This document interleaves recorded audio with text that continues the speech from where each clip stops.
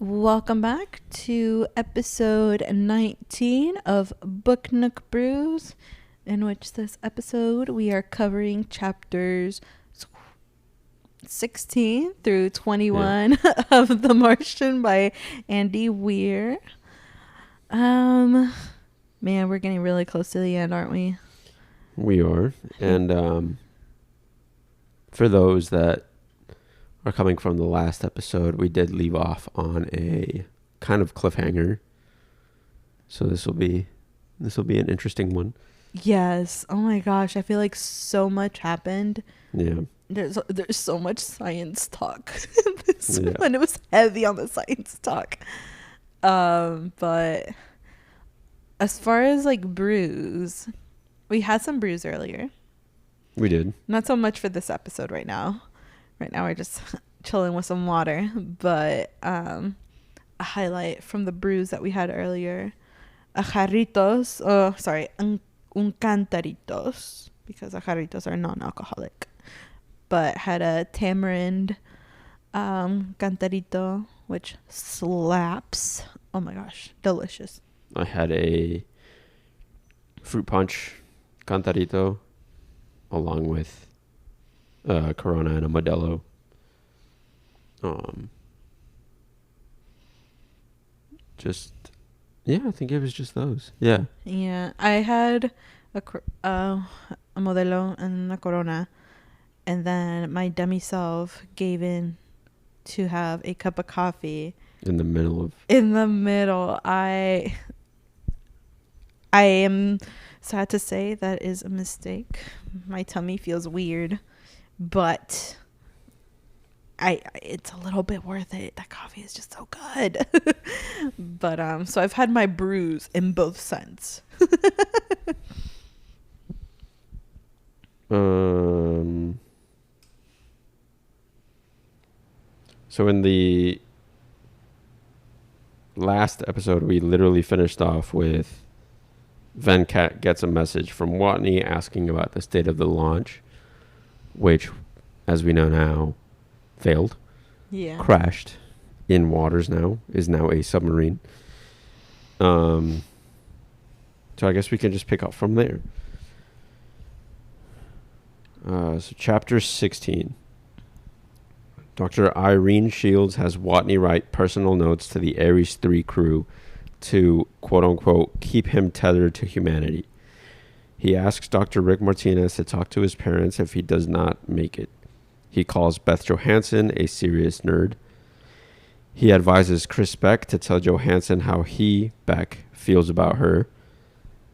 And he tells Commander Melissa Lewis not to feel guilty. Guo Ming, director of the China National Space Administration, and Zhu Tao, his underdirector, discuss the failed launch of the Iris. They suggest offering their booster rocket in exchange for getting a Chinese astronaut on Mars. NASA accepts the offer and works overtime on a new supply probe. Meanwhile, Rich Pernell meets with Venkat to show him his calculations for the Hermes to rescue Watney on a flyby on Sol 549. Venkat calls it Project Elrond and introduces it to his team. The idea is for the Hermes to come close enough to Earth to pick up a resupply probe with provisions for the extended trip. Then they would swing around back to Mars, and Watney would have to be in the Ares 4 MAV, Mars Ascent Vehicle, to intercept them. The MAV would have to lose a lot of weight to escape Mars gravity. Teddy Sanders decides against the plan.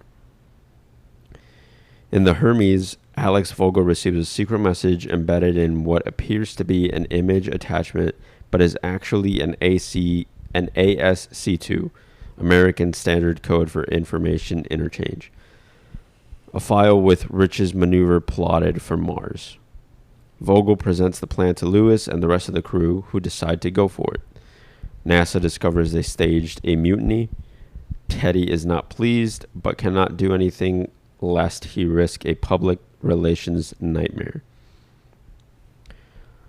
Chapter 17, Mark Watney is choked up on Sol 192 when he finds out the Ares 3 crew is coming back for him on Sol 549. He has to do a lot of work to get his rover to the Ares 4 site in the Schiaparelli crater in time. He estimates he has to leave by Sol 449, which gives him 257 sols to modify the rover to carry the big three, his life support systems. NASA will support him in converting one of the rovers into a trailer to transport everything. Venkat Kapoor explains he can modify the rover into a trailer by using the rock sample drill on high voltage to cut a hole in the hull. Watney gets bored drilling holes all day, so he chooses a theme song, Stayin' Alive by the Bee Gees. On Sol 196, he makes a huge mistake. His drill does not start, and he notices that his breakers have tripped. He resets the breakers and gets back to drilling. When he returns to report his progress, he gets no reply. He discovers that he has fried Pathfinder's delicate electronics by making contact between the metal parts of the drill and the metal parts of the workbench. He is on his own. Chapter 18. Watney is discouraged by his loss of Pathfinder, but insists he is not doomed. He leaves a message for NASA with rocks and Morse code saying he still plans to head to the Ares 4 MAV. He has to come up with his own solutions for transporting his life support systems, and he decides he does not need the water reclaimer at all. Then he decides he will power the oxygenator and atmospheric regulator with the RTG, radioisotope thermoelectric generator. Watney hauls rocks into the rover to calculate how extra weight will affect his journey and determines it will slow him down considerably. He hurt his back from all the labor and makes himself a bathtub to get some pain relief. He spends a week recovering and thinking. To transport the 28 solar panels he needs, he builds bracket shelves and fastens them to the rover's undercarriage. Chapter 19. Commander Melissa Lewis video chats with her husband, Robert Lewis, who expresses how much he misses her. Alex Vogel talks to his wife, Helena. Chris Beck explains his EVA, extravehicular activities, maneuver to his sister Amy, who coyly asks about the good-looking guy, Major Rick Martinez. Martinez speaks to his wife, Marissa Martinez, who is upset that Martinez will miss even more time with his young son. Beth Johansson speaks to her father and reveals that she has been chosen as the one survivor, quote-unquote, even if everything goes wrong. Venkat Kapoor and Teddy Sanders fly to China to watch the launch. They meet Mitch Henderson, who has been there for weeks preparing. Venkat explains to Kathy Warner at CNN the process of the Chinese rocket booster lifting the supply probe to Hermes. If Martinez cannot remotely guide the probe to the docking port, then Beck will be on hand to drag it in, quote-unquote, like bringing in the groceries. The launch goes well, and Martinez is able to guide the probe into the ship using auto capture. Martinez tells Johansson he knows she was chosen to survive and eat the rest of them if it came to that. Chapter 20. Watney reveals on Sol 376 that he has finally finished modifying the rovers. He tests the various components and is satisfied that they are working. On Sol 385, Watney begins making a tent to serve as his bedroom so he does not have to sleep in the cramped quarters of the rover. He begins to glue together a pop tent with HAB canvas to make a larger space. He also says he is sick of eating potatoes. Once he has everything prepared, he confesses that, quote-unquote, the prospect of leaving the HAB behind scares him. Chapter 21. Mark Watney packs his essential items in the rover and places in the trailer items that can survive depressurization and cold. He puts the potatoes in the saddlebags outside because otherwise they would rot. Watney tests his equipment and spends a night in his bedroom to test it as well. Watney also mentally plans his route, aware that there is some rough terrain ahead and he will likely have to adapt his route on the way. By Sol 444, Watney has thoroughly tested the rovers and he quips, "Maybe when all this is over, I could be a product tester for Mars rovers." Before heading out on Sol 449, Watney cooks all his potatoes because, quote-unquote, raw potatoes are disgusting, and he is not bringing his microwave. Once the hab is shut down forever, Watney realizes how utterly silent Mars is.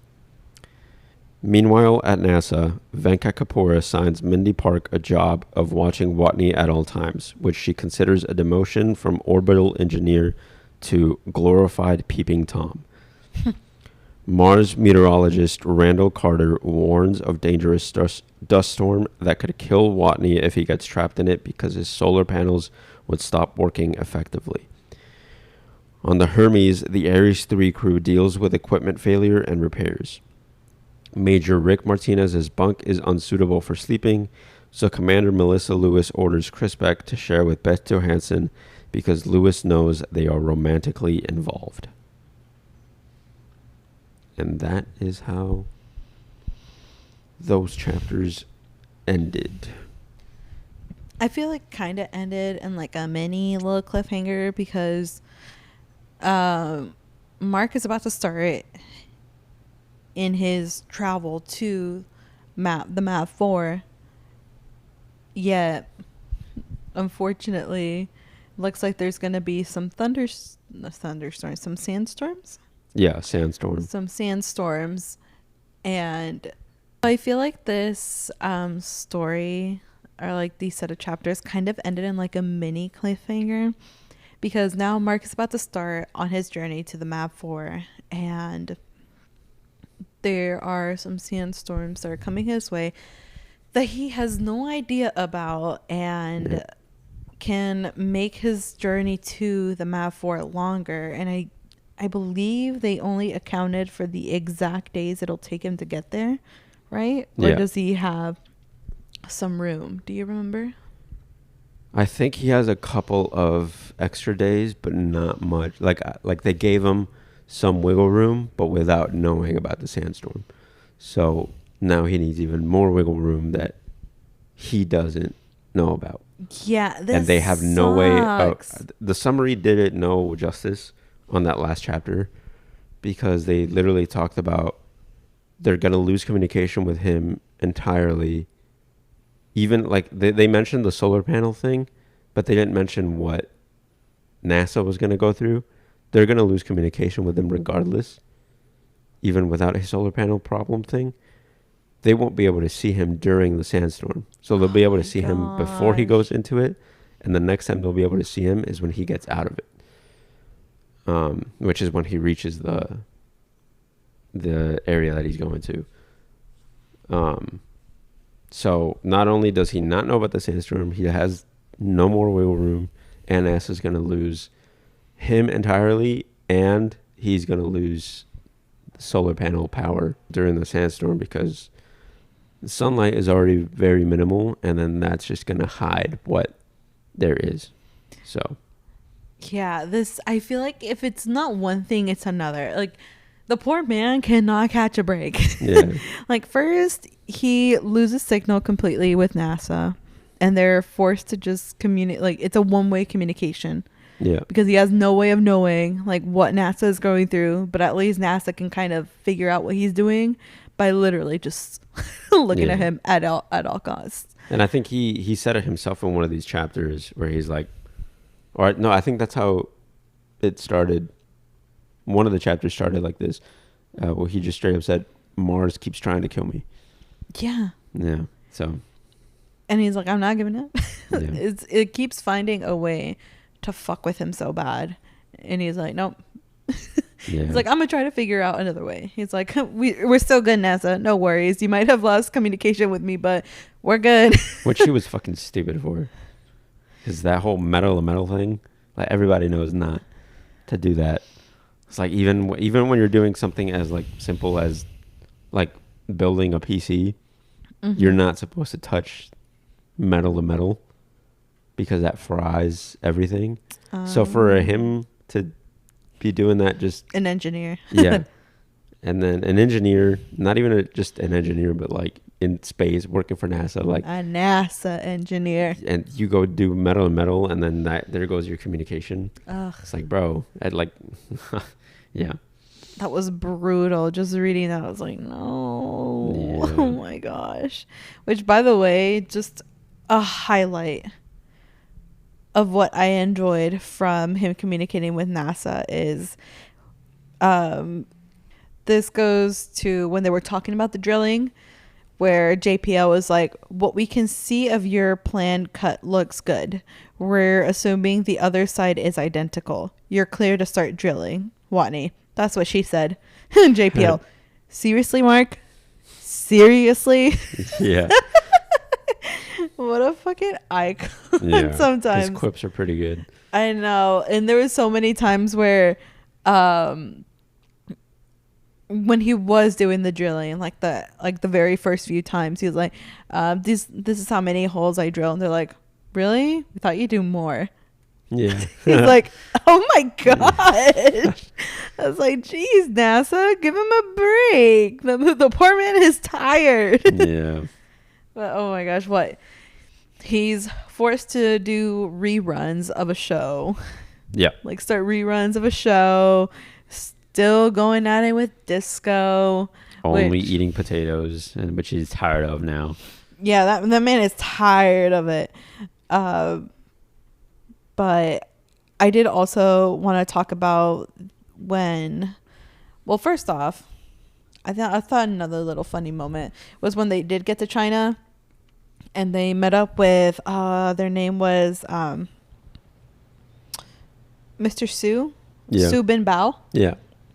And he's like, we need sleep. Just as soon as we get through customs, please get us to our hotel. He's like, I can do better than that, Dr. Kapoor. You are official guest of the People's Republic of China.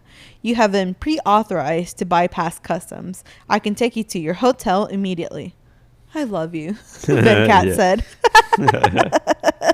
And he's like, I'll pass that along. Yeah. Tell the people of China we are so thankful. I'll pass it along. No worries. I got you. Yeah. There were some really nice comedic moments. Another thing that got me, I was like, geez, when Hermes was communicating with their families. Yeah. Oh my gosh. That's what I wanted to point out too, is just, it was nice to see that moment. Well, it was awful, right? Yeah. But it was nice to see that even when it, like, because you have this main character, right? And you see this serious problem that he's in, and you have these background characters trying to get him through it and all that. But in other stories or books, right, one would focus only on that main character and his story, and you have these people helping him out. But it's never taken into account what they have to sacrifice or what they have to go through for this person or for the aid to this person. And this depicted very well. Yeah, it shows that these other people, other characters in these stories are also human in their own sort of way. Like, giving them human characteristics in this book. Like, I didn't take screenshots or take pictures of Captain Lewis or Vogel, but I love the Vogel one. But the one with Martinez, where, I mean, we see these other partners, they're like upset that they have to prolong their journey that was only supposed to be 100 and something days is now going to be like 500. Yeah. And it's like, you're missing so much time. Yeah. Like with your family. A year and a half, almost a year. I love this one quote from Marissa Martinez's wife. I have to wait another 533 days to get laid. And he's like, so do I. But geez, they're like, we'll get past it. we'll get past it. Yeah. And that was a nice little moment. And then the moment between Johansson and Beck. Johansson and her father. Oh. When they were talking, it's like, your mother is worried sick. Do you really have to do this? Like, man, how did you get to be like such a smart woman from us? Yeah. And the whole situation where she's the smallest and is the one who would need less food. Yeah. And so she's the chosen one to survive out of all of them. And so she's like, and this is just a little bit of a conversation with her father. And he asked, and the supplies will last you until you got back to Earth? No, she said. We have only enough food left to feed 6 people for a month. If I was the only one, it would last 6 months. With a reduced diet, I could stretch it to 9, but it'll be 17 months before I get back. So how would you survive? The supplies wouldn't be the only source of food, she said. His eyes widened. Oh my God. Like, that's when he realized, like, jeez, imagine having to get to that point. Oh, no. Yeah. I don't know if I would go through with that. Like, there's so much more of your morals and your integrity before that. It's like, I'd rather... I know. I don't know. I don't even want to think about doing that. I don't... I think if I was to put in that situation, I don't know if I could. For those that like don't quite get it yet, it was mentioned in the summary, but just in case it kind of like flew over your head, she would basically have to eat the other crewmates if it got to worst case scenario. Yeah, that is just insane. Yeah. And then it gets brought back up later by Martinez. Yeah. He's like, so I know you said this, but hey, I'm a meaty man. Yeah, he's like, look at all this meat. She's like, shut up, I don't want to talk about it. And he's like, what? I thought you liked Mexican. Yeah. That was such a I think I've read that part like twice just because like, what? I thought you liked Mexican. Yeah. That was a good one. That's a good one. I gotta give it to them.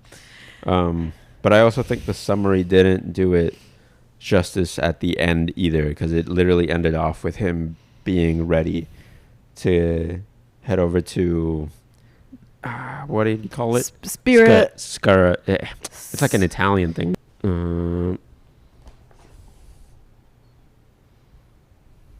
Schiaparelli. He literally finished it off with I've got 2 full batteries, all systems are go, and I've got 45 souls of driving ahead of me. Schiaparelli or bust. And that's how that ended. So, yeah, the summary didn't do it justice there either, because we literally basically ended in another cliffhanger there. So now the next set of chapters is the end, but it's also the start of this cliffhanger, and then the results of it all. And it's only 5 chapters. And it's only 5 chapters. It's only 5 chapters. Yeah. It is only 5 chapters. Yeah. That is crazy. I think I might try to get all of those done in one sitting and then get to the movie as soon as possible. Because from everything that I've read so far, from 3/4 of the book done, I think it's been great. But we'll save that for the next episode. But it's intriguing me into watching the movie more. Mm-hmm. And so I think I'm going to knock those out as soon as possible. And then I've been enjoying this book a lot as well. I think the only thing that has put me off is just a bunch of the scientific jargon at some points. Like a lot of the science jargon of it's kind of just put me off a little bit, but I just feel like there were some points where my eyes just kind of glossed over it, and my mind was just trying to find to the next little bit that actually made English sense to me. Yeah. And I was like, okay, enough about the science things. Can I continue on the storyline? Yeah. But shout out to Mitch for going behind NASA's back, which is something I don't think the recap also did very well, is that but maybe this is like not as important, but to me it was, Just Mitch and I think it was Ted. Teddy was the one that went against the plan. No, Yeah. Teddy So Sanders. it was because Mitch was the one who's like, you shouldn't even be deciding this. Yeah. And he called him a coward because Ted decided not to go with it. Yeah. And so Mitch was like, you're a coward, and started calling him so many other names. Yeah. And once Mitch like left the room, I think her name is, sorry, our Please cat ignore had the bell. zoomies. She's going insane. I think her name is Anne or Annie, the PR gal. Annie, I think. I think so, Yeah. right? She had mentioned because Ted was like, can you believe him? She's like, yeah, I kind of wish she punched you. And he was like, what? He's like, you were acting like a coward. Yeah. I wish she actually punched you. Yeah. And I was like, yeah, like.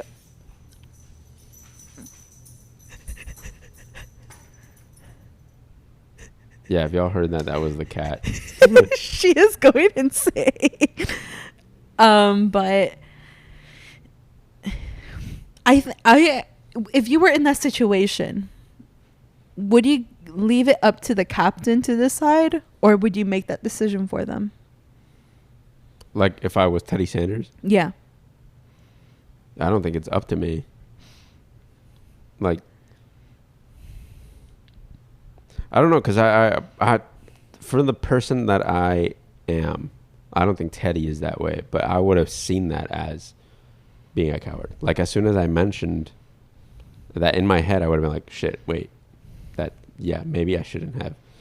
Mm-hmm. Yeah, go make that decision yourselves, because I'm not going to, it's like. You don't want to put that on you to yourself. Yeah. Like, honestly, like Mitch said, a lot of these decisions should probably be off Captain Lewis. Sure, they might be a little bit biased because that is their crewmate, but that's a decision that they need to take. And like Mitch said, Captain Lewis was chosen for that for a reason. Yeah. They can take their biases away and make the right call. And they're in that position. They're that high up. They're astronauts for NASA. Like, they have more than enough experience, knowledge, all that to make that decision themselves in a smart way. Exactly. Like, even if it's not convenient for them, but it would be the right thing to do, they'd take both into account. Convenience, the right thing to do, and also if it makes sense for everyone, not just for them. And they're more than capable of making that decision themselves. Yeah, and I'm glad like he stood up. Yeah. And like spoke out what he feels about this whole scenario, because it just seemed like you guys are really just making decisions that maybe you really shouldn't. Yeah. That really shouldn't fall on you, because you're not in that situation, like personally in that, like, not even just that. You're not the captain. Yeah. Give it to someone else. Give it to the captain who can make those decisions. They were chosen for that, trained for that. I'm assuming they have gone to the necessary training to be like, okay, in a conscious head or like fully clear, what's the best decision for my crew and everyone else? Like, yeah, come on. So. And then Teddy goes on and is like, yeah, they like basically went behind his back or whatever, but then he can't do anything because of a public relations mess. Because if he were to get mutiny. involved. And Because Teddy went to confront Mitch about it. He's like, I know you did it, but I have no way of proving it. And he's like, I think you guys have other things to worry about than to try to get me fired, which is such an amazing thing to say. It's like, sure, spend all your time on trying to get me fired, but you have other things to do, dude. Yeah. Get your priorities straight. Yeah. So, shout out to Mitch. Yeah, shout out to Mitch. Because you're a good one. You're a good one, dude. And I kind of feel bad for the, what's her name? The one who's like the peeping Tom for Mark? Started with an M, no? Is it Mindy? Mindy, yes. It is? Mindy, okay, Mindy. nice. Yeah. I don't feel bad for her. Like, she considers it a demotion, but it's something that's necessary at the moment. And like Venkat said, she's the one with the most experience for that. Why go and have somebody learn it from scratch? True. Yeah. And like they also said, one, it's just temporary while they bring him back, or while they at least see him get through all of that. Mm-hmm. And two, they're going to make it up to her. And it's like, you can expect maybe even a promotion after that. Yeah. It's like, just get off your high horse and do that for that little time. Help save this person, and you're going to get compensated for it afterward. Like, you don't even have to worry about it being your morals or wanting to help someone. At the end of the day, they already told you you're going to get basically compensated for your time doing that, because that goes to show that they already know that, yeah, this is kind of and a demotion. They trust you for the task exactly. too. Yeah, I can see that then. So it's like she just needs to like understand the bigger picture here. That's where it's like you're only kind of thinking about yourself at that moment. And it's like, you already have the job, you already have the degree that says, hey, you're more than enough for what you're doing now. And they are well aware. Just do that for just a bit. You were already doing it. You're the one degrading it, calling it a peeping Tom. Like, here, you're keeping track of a human in Mars. That's more than a peeping Tom. Like, so I don't know. A glorified peeping Tom. Yeah. I found it a bit difficult to be on her side on that one. Like, yeah, I get it. Like I think it's just probably being tired of doing the same thing over and over. Well, yeah, but either way, that's a job regardless. Even if she wasn't doing that, whatever she was doing before was the same thing over and over. Possibly, yeah. You know, but I'd argue this is probably more important than what she was doing. You're doing the same thing over and over again, watching out for this guy, but at the same time, you're saving a life here. Yeah. Like, dude, come on. And then you have Mark here on Mars talking about international treaties. Oh, you mean the laws? Yeah. Here's the cool part. I will eventually get to Schiaparelli and commandeer the Ares 4 lander. Nobody explicitly gave me permissions to do this, and they can't until I'm aboard Ares 4 operating the comm system. After I board Ares 4, before talking to NASA, I will take control of a craft in international waters without permission. That makes me a pirate. A space pirate. Yeah. Yeah. I love that. And I think I've been calling it the MAV 4, but it's Ares 4. Yeah. That he needs to get to. But I've been calling it MAV 4. Yeah, the MAV is I don't know. MAV 4 sounded right as well. Maybe they're both MAV 4 and Ares 4. Or is it the MAV at Ares 4? Maybe. I don't know. We'll have to revisit that. There's a lot of words. Yeah. There's a lot of names for different things. Yeah. I think I'm confused again on as to what the MAV is. So how exactly are they going to save Mark? Like, how is Hermes going to do it to get him on to the ship? Are they going to land and then leave? Like, I guess that's what's still kind of confusing. So right now, it's being described as a flyby. So he's going to have to get to Ares 4 in order to, I have to like actually see about it, but it's going to attach basically to whatever they're sending, like the pre-supply and stuff like that.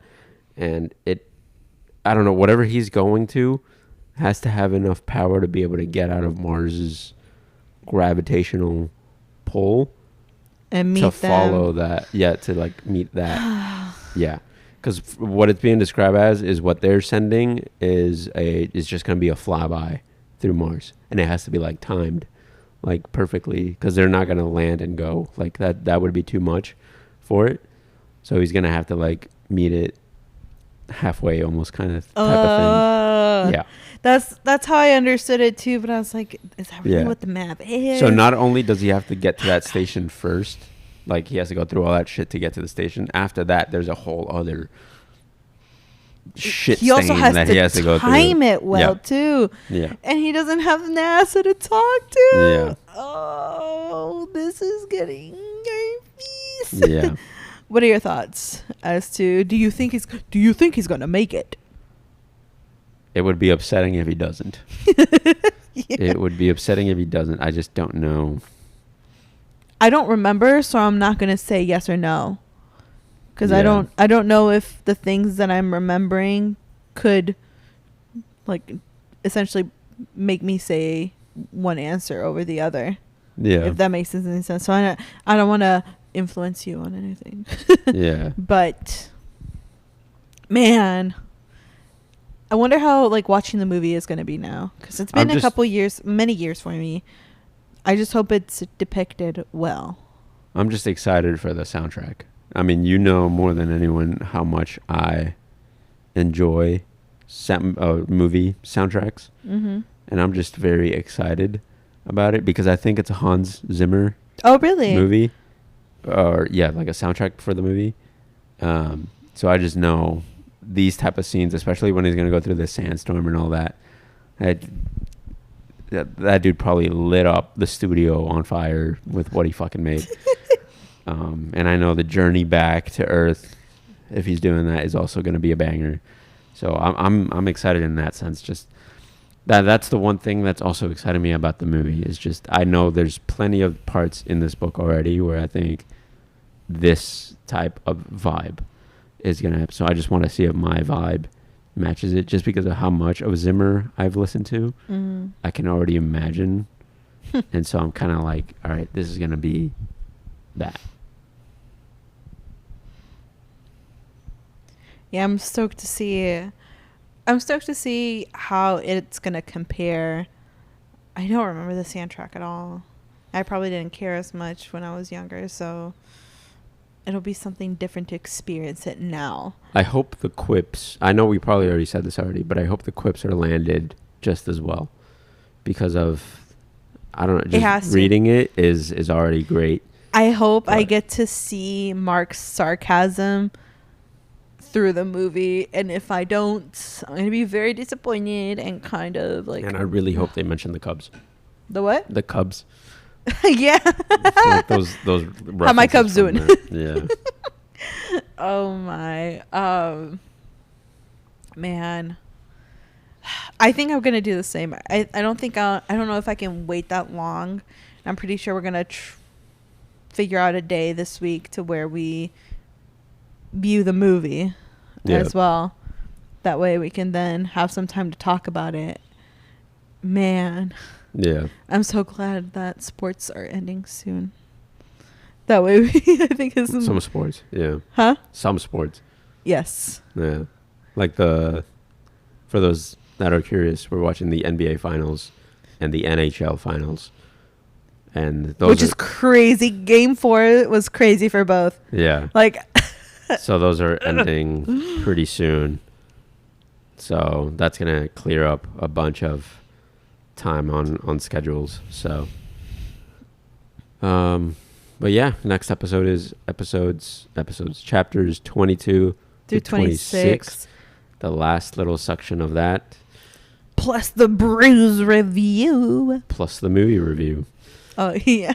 So yeah, but I think you have the book that you want to read for your birthday month. Heck yeah. So a couple of weeks ago, we ended up going book shopping to my favorite local bookstore.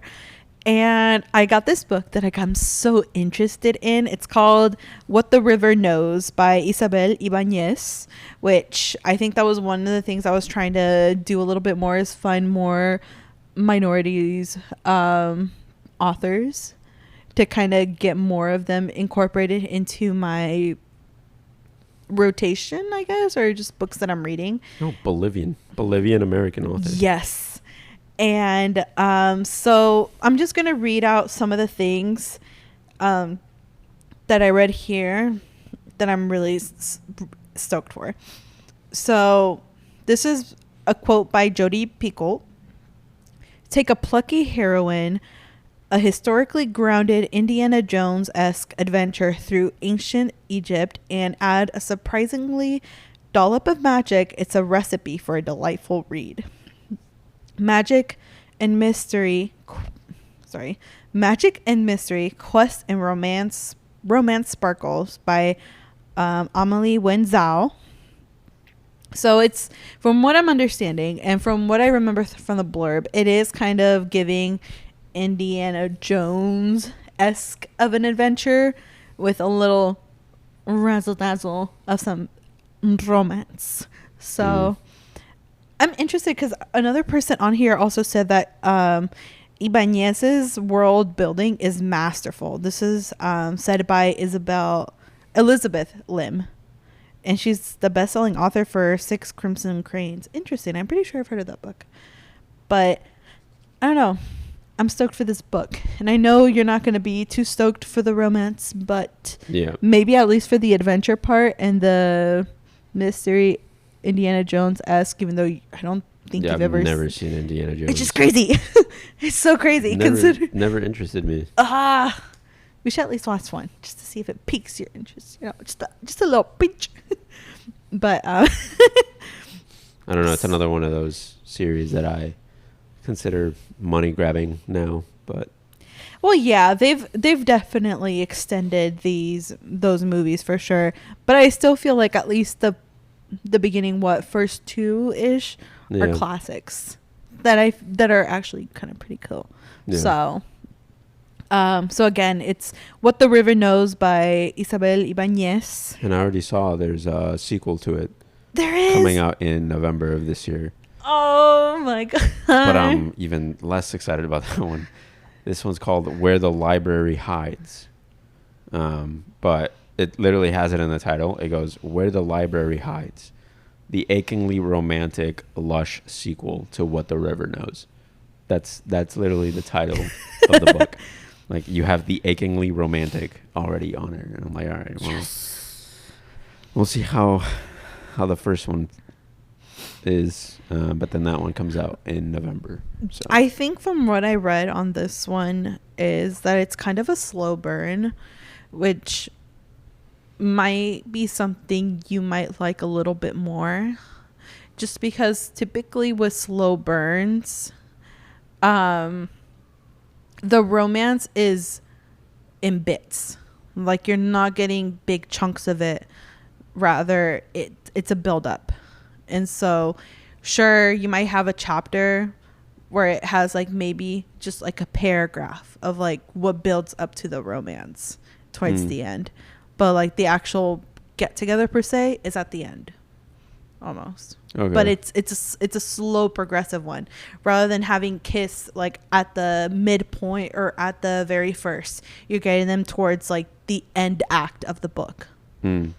So I don't know, maybe it's more of a romance that's a little bit more digestible for you, who knows.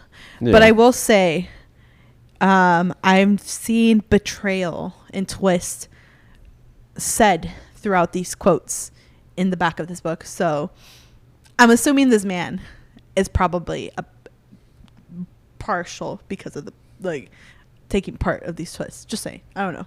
Yeah. My theories from right now. Okay. But that is going to be the July book. Yeah. So. And just as a reminder, we will be taking a week off in July just because it has that extra week. Still deciding on what week that's going to be. I think we'll probably mention it next episode. Yeah. But who knows? Maybe we'll release the movie review then, or maybe we'll do that as soon as we finish it. I don't know. We'll see. We'll plan something out. But that one will most likely not be left blank. Like, it'll be a week off for us. But we'll probably already have that episode ready. Something for that. But yeah, we'll keep it updated just in case. But so we have the July book and we have those July plans. And now it's just time to finish the rest of The Martian and then get to watching the movie and having our first movie to book comparison. I know. Which is cool. I'm going to have to find since you did this one, I'm going to have to find the next one. So that way we can, like, another... Oh, movie to... book to movie comparison or, like, review that we do. That probably will be in a couple months, though. But also something... We'll see how this one goes, how we... Like, how much of it we see of a difference. There's going to be some difference. There's going to be some parts of this book that gets cut out. But I don't know. I feel like this book is a good length to put into a movie. I mean, from the stuff that I saw when I was first choosing the book, I saw a lot of people say this is one of the few books that was very well passed on to a movie. Like it said, it was, I think the number was 95% accurate, is what I kept seeing. So I'm excited to see if it actually is that or people are just talking out their butt, which is usually the case in movies, but don't let me get me started on that. But yeah, I think that ends this episode. Excited for the last few chapters, getting it done quickly, then getting to that movie, and then getting to yapping about it, which I know that's probably going to be a problem for that episode. But I feel like you're going to be the one yapping away. Yeah. Which we'll probably have to cut out a lot of it because probably going to be yapping a bit too much. You're a certified movie yapper. Movie yapper. Yeah. But hey, kids, it's better than Rotten Tomatoes. Oop. Yeah. So that ends this week's episode, I think. Yeah. We'll see you guys next week. Our cat's still going crazy. We should probably go take care of that. Yeah. So that'll be it. We'll see you guys next week. See Bye-bye. ya.